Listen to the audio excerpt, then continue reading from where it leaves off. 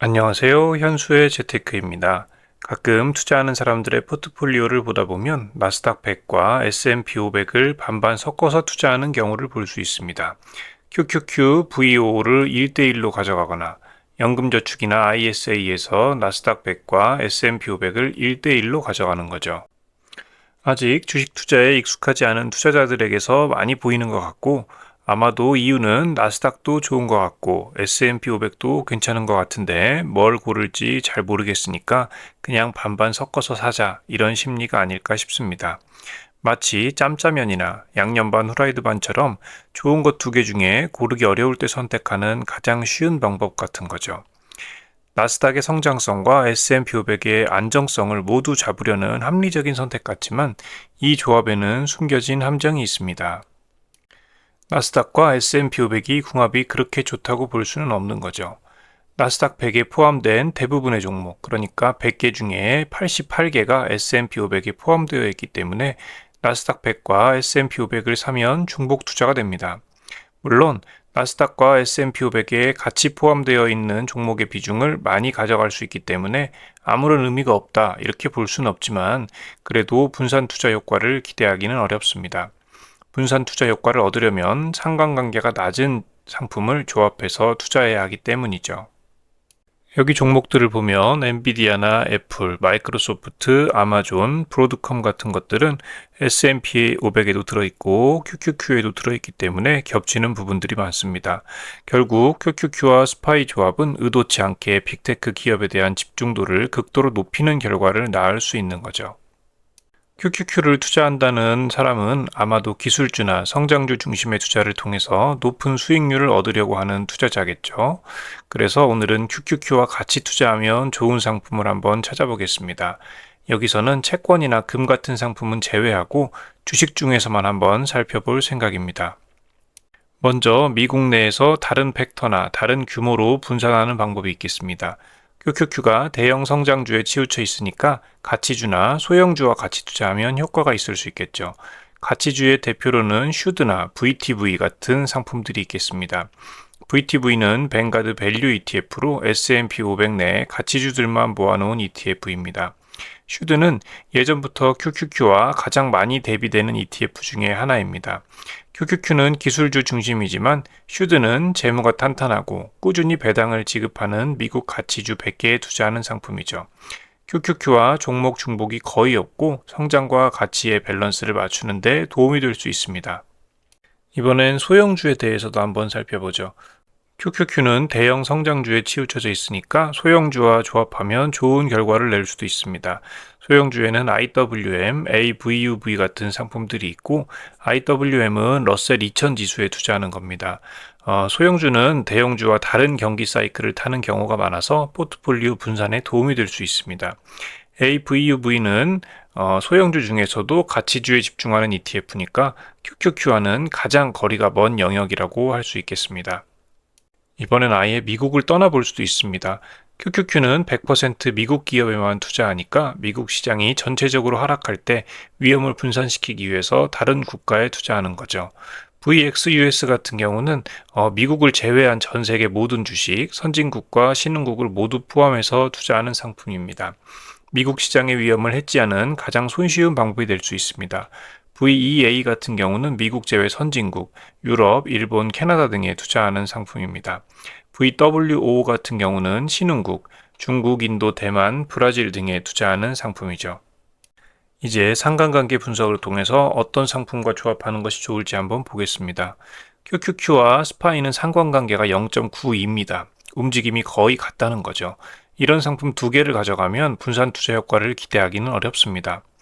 여러 가지 상품 중에 그래도 가장 상관관계가 낮게 나오는 것은 VWO로 신흥국 ETF입니다. 그 외에 AVUV, 슈드도 0.6 정도로 스파이에 비해서는 낮지만 그래도 비슷한 정도의 상관관계를 보이고 있습니다. 더 효과적인 분산을 위해서는 완전히 다른 성격의 자산이 필요한데 어떤 게 있을까요? 여기서는 워런 버핏의 버크셔 해서웨이를 한번 보았습니다.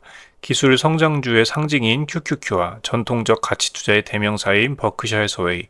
언뜻 보면 어울리지 않는 조합 같지만 데이터상으로 보면 그래도 상관관계가 0.21로 상당히 낮은 것을 보여줍니다. QQQ와 버크셔 해서웨이의 36개월 롤링 코릴레이션입니다. 0.21의 매우 낮은 상관관계를 보여주기도 했고 2000년 닷컴 버블 때에는 마이너스 상관관계를 보여줘서 상당히 분산 투자 효과를 강하게 보여줄 수 있었습니다. 점점 상관관계가 높아지다가 최근 들어서는 다시 상당히 낮은 상관관계를 보여주죠. 이번에는 앞에서 살펴보았던 여러 가지 상품들을 실제로 한번 조합해서 얼마나 분산 투자 효과가 있었는지를 살펴보도록 하겠습니다. QQQ와 스파이를 일단 기본으로 놓고 그것과 상관관계가 더 낮았던 QQQ와 슈드, QQQ와 VWO의 조합은 어땠을지 한번 보죠. 50대 50으로 비율을 맞추고 테스트한 결과는 다음과 같습니다. QQQ 스파이와 다른 포트폴리오를 비교해보면 QQQ 슈드가 스탠다드 데비에이션은 조금 낮아지고 MDD가 약간 낮아지긴 하지만 연간 수익률, 샤프 지수, 소티노 지수 모두 QQQ 스파이 조합에 미치지 못하는 것을 볼 수 있습니다. 수익률도 좀 떨어졌죠. 이번엔 QQQ 스파이와 QQQ 버크셔 해서웨이 조합을 한번 살펴보도록 하겠습니다.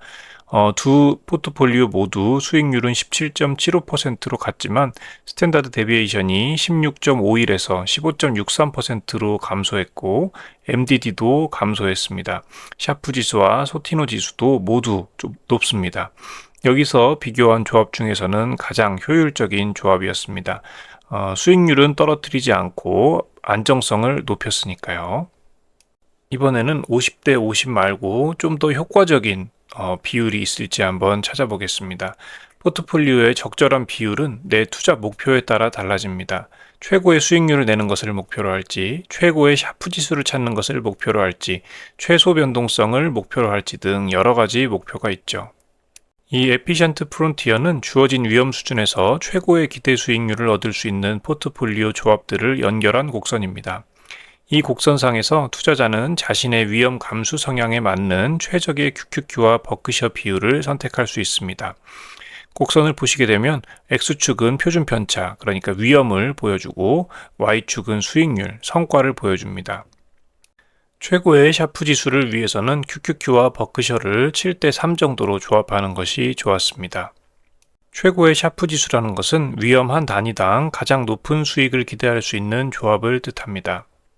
그리고 최소 변동성, 그러니까 포트폴리오의 변동성이 가장 줄어드는 형태로 투자하길 원한다면 QQQ 47, 그 다음에 버크셔 52로 대략적으로 50대 50입니다.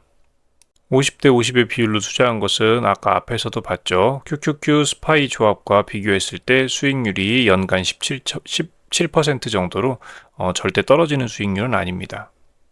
물론 QQQ와 스파이의 조합도 좋습니다. 만약 내가 투자를 하는 목적이 분산 투자 효과를 노리는 것이 아니라 그냥 두 가지를 다 조합하고 싶고 또 두 가지를 조합함으로써 기술주의 노출도를 더 높이고 그러면서도 약간의 가치주들 그리고 기술주에 포함되지 않는 다른 섹터들을 가져가고 싶은 게 목표라면 나쁜 조합은 아닙니다.